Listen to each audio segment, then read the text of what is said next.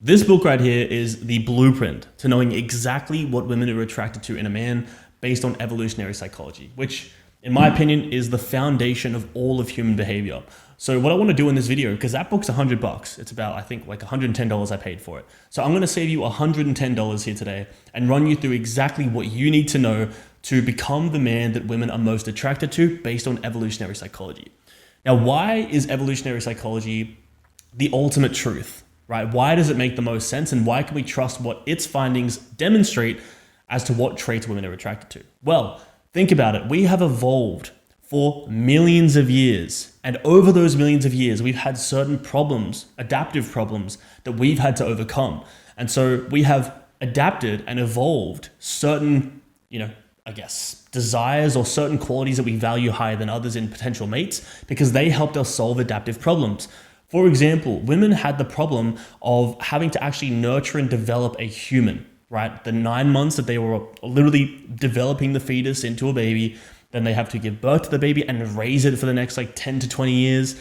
And all of that comes with an extremely large cost. And with that, there are an infinite number of different adaptive problems that they then had to face.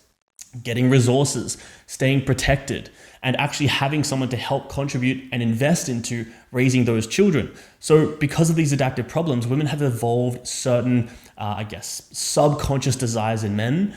And ultimately, it's these subconscious desires that I want to run you through in this video. Now, there are 3 different categories that I've bucketed these different, traits into. And those are firstly, good genes. Secondly, the parenting potential of the man. And then thirdly, compatibility. So firstly, let's touch on good genes.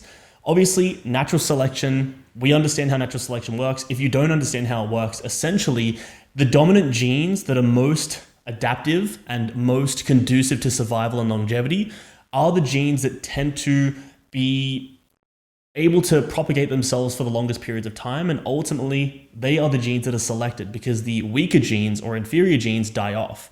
So women understand intuitively that there are certain things that we can look at in a man that demonstrate that he has good genes, so that we understand that if we reproduce with him, or if they reproduce with us, that they will have the healthiest babies that will have the greatest likelihood of success. Now, there are 2 primary buckets here that they're looking at. Firstly is your level of physicality. Are you healthy, right? And I mean, health and physicality are slightly different, so we'll start with physicality. Are you a man who is physically strong? Do you have, for example, it's been shown that the shoulder to waist ratio is a massive contributing factor and a massive factor of attraction in women because it communicates strength and it communicates physicality and survivability, the ability to defend yourself, strength in physical situations to defend yourself or to, do what you have to do to get resources. Obviously, from an evolutionary perspective, you had to use your physicality to get resources. You had to hunt. So your actual physicality and physical strength and performance and athleticism is a contributing factor. So if you aren't physically in shape, you're immediately going to lose points against men who are in shape because, again, you're communicating that you don't have good genes. Secondly, health. Now, health is a bit different, and it also ties in with masculinity because a healthy man will have high testosterone. A high testosterone man will have masculine features like a broad jaw, prominent cheekbones, protruding eyebrow, I forget what you call this thing, bridges. Now, those you can't directly benefit. You can, of course, grow your jaw by getting those jaw size of things. If you want to do that, go ahead. But ultimately, you will reflect your health through your lifestyle. Your lifestyle and how healthy your lifestyle is will be reflected through your body. So how clear is your skin? How clear are your teeth? How does your body look? Are you overweight or are you in shape? All these different factors on a subconscious level will be demonstrating to this partner that you have good genes. Now, of course, we can go down the rabbit hole of just overall aesthetics and, outfits and, all this sort of stuff, like how you dress and how you groom yourself. These all matter, obviously, but from a fundamental perspective, you want to be in good physical shape and you want to actually be healthy and living a healthy life so that your skin and body and face all reflect that. Even the whites of your eyes reflect health. Now, secondly, we have parenting potential. Now, this is where there is a bit of correlation between these two because the first trait that I want to talk about is actually status and the ability to acquire resources. Because if you do have good genes, typically we would assume that someone with good genes is more likely to be able to acquire status because they're going to have more genes that are, reflecting dominant character traits, discipline, hard working ability. And so there is a bit of correlation. I guess you could put the status section within here where it overlaps. And so what you really want to look at here is, what potential do you have to be a great partner, a great husband, and someone who is actually able to produce the resources for the family so that the kids aren't left without resources and so that she isn't left without resources. So for example, again, status and wealth. This doesn't just mean what level of status and wealth have you acquired at this point in your life. It also ties in with your character and your future potential to acquire status and wealth. So women are constantly running you through a filter and your character through a filter to see what type of man is this person.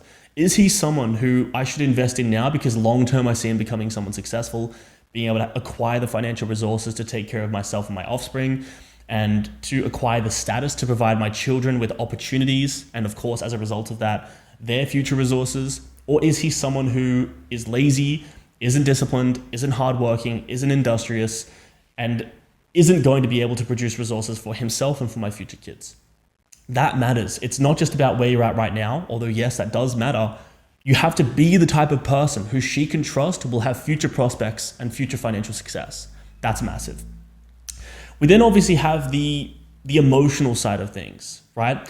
Women know intuitively whether or not a man is going to be emotionally safe, because obviously emotionally unstable men have a high likelihood of being abusive, of abandoning her and the children, of infidelity, and of all these different things. So they are absolutely running you through a lens of, does this man have emotional strength? How does he react when he gets angry, when the world, challenges him? Does he get fearful and cower away? Does he get angry and start to take it out on the people around him? This matters a lot. So you have to also develop emotional intelligence and emotional control, because being emotionally erratic is going to repulse women because they don't see you as having good parenting potential.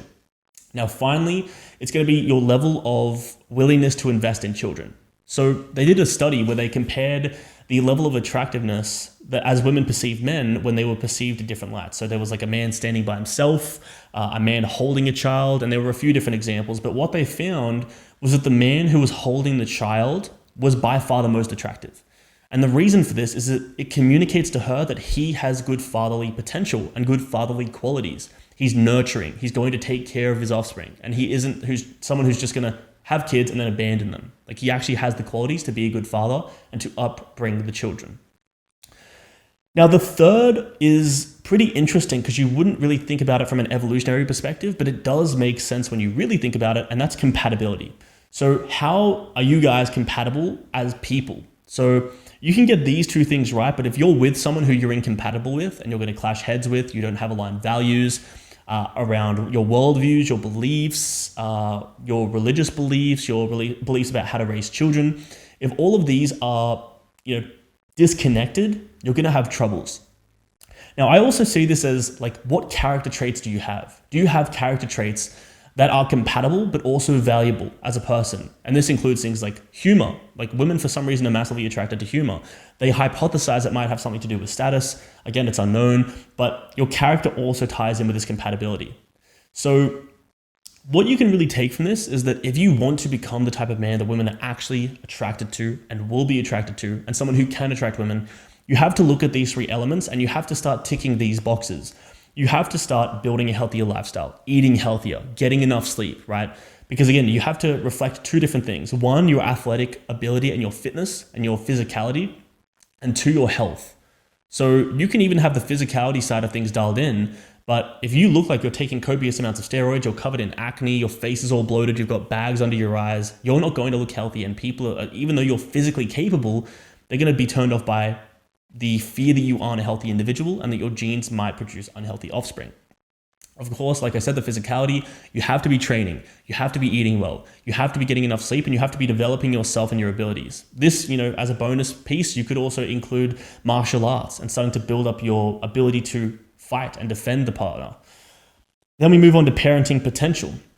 And again, the correlation, the carryover here is going to be tied in with your ability to acquire resources and to acquire status. So whether that is current status, of course, you will get extra browning points if you do have current status or current resources. That's going to make you much more attractive. But even if you just have the character traits and you are on the trajectory of having future resources, you will be deemed maybe not equally as attractive, but much more attractive than someone of equal status and resources who doesn't have those character traits. So again, hardworking, disciplined, impulse control, industriousness, innovation, entrepreneurial tendencies, or like a drive to improve in your career. All of these traits will make you far more attractive than, again, someone of equal resources and status who doesn't have those character traits. This, of course, again, ties in with your emotional maturity and your ability and willingness to invest in children and your fatherly qualities. Finally, compatibility, good character traits, aligned values and beliefs and principles. And if you can really tie in all those three elements, then you'll become the ultimate man in the eyes of women. So that's it for this one. If you enjoyed, subscribe, check the links below, and I'll see you in the next one.